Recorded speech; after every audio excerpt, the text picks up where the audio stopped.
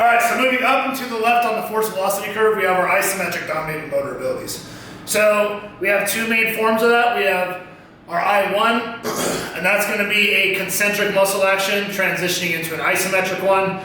And then we're going to have our I2, which is going to be an eccentric muscle action transitioning into an isometric one. So generally with these, we're going to be able to produce more force than we would on any of the concentric motor abilities. So for I1, all that's going to look like is you're going to set some kind of stopping. You're going to set some kind of stopping point. So in this case, we have some pins here.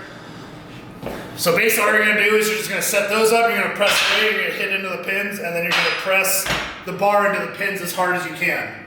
Generally, you're going to be able to produce more force at the point where you're in that isometric muscle action that's going to be higher than what you would produce during any muscle action during the concentric motor ability. Typically, this would be used in cases where you're not, you have a point of the range of motion where you often hit sticking points. So for like the shoulder press, for example, a lot of people, myself included, I'll usually hit a sticking point right about here. So if you're trying to train that specific portion of the range of motion, that's where you'd set the pins at. And then you press into that point as hard as you can until you get tired and you set it down. There's other ways to set up that type of training effect, and we will get into that when we start talking about these motor abilities in more detail in later videos. Next, we're going to have the I2 motor abilities. So in that case, you're starting off with an eccentric muscle action and transition into an isometric one. So the I2 motor ability, you're basically going to start off with an eccentric muscle action, and you might use anywhere from 10 to 20% more than what your 1 rep max would be.